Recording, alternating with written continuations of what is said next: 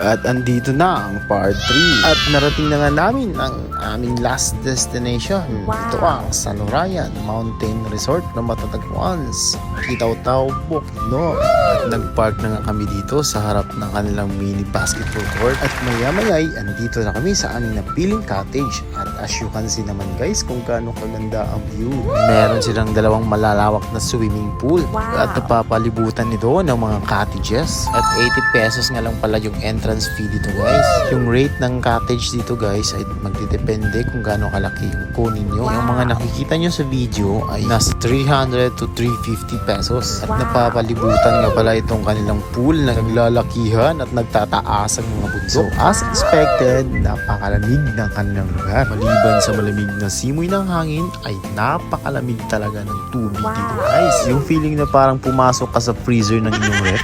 Ewan ko nga ba kung saan galing ang pinagkukunan ng tubig nila. At sa mga nakapunta na dito, share nyo naman yung experience nyo dito guys. Comment sa baba. At iikot ko muna yung mga mata nyo sa kanilang mga hotspot view. Let's go! We're going on vacation, so where you wanna go?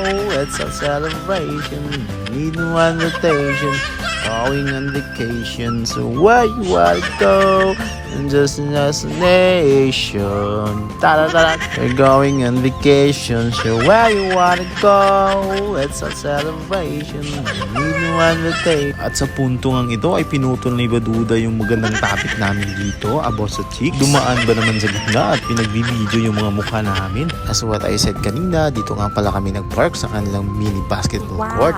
At ito nga pala ang sinasabi ko kanina na isa sa dalawang malawak na swimming pool nila. Medyo wala pa nga palang mga tao dito guys. Dahil sa mga oras na ito, kami ang pangalawang grupong pumasok dito sa resort nila. At pwede nga rin pala kayong mag-overnight dito guys. Hindi nga lang namin naitanong kung magkano ang rate ng mga rooms nila. Pero sa palagay ko, affordable naman guys. Hindi ko pala nasabi, meron palang pangatlong grupong tumating na minivan. Pasensyahan nyo na pala yung boses ko dito guys bago kasi akong gising. At nagsimula na nga pala kami magluto. Dito lang rin pala sa gilid ng kanilang mini basketball court ang kanilang lutuan. Nang biglang may nakita si Baduday na isang sayote dito sa gilid ng bubong. Namangha siya kasi first time niya pala makita yung puno nito. Meron nga din pala silang video okayan dito guys. Halagang 5 pesos at meron ka ng 2 kanta. Napakaganda lang talaga balik-balikan itong lugar na to. Kasi nakaka-refresh ng utak.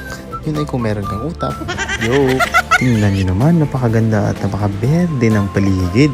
Kahit alas 12 ng tanghali dito guys, hindi mo talaga mararamdaman ang init ng panahon kasi ang lamig talaga ng kanilang lugar. At maya-maya nga dito ay kumain na ang grupo. Konting salo-salo para sa naging mahabang biyahe. At pagkatapos ay sinimulan na namin ang pabansang laro, ang beat game.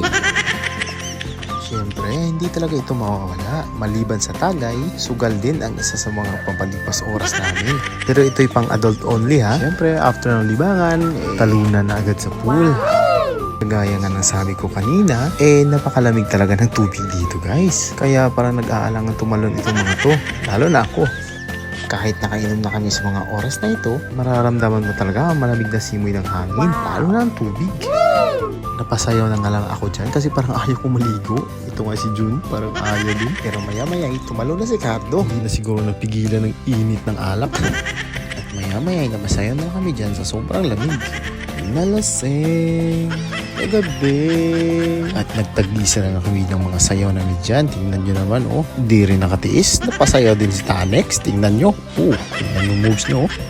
At bigla kong naisip, isa sa mga signature moves ni Luklok. Yun ito naman kay Carlo. At maya-maya pinakitaan na kami ng isa sa mga diving moves ni Tinsoy.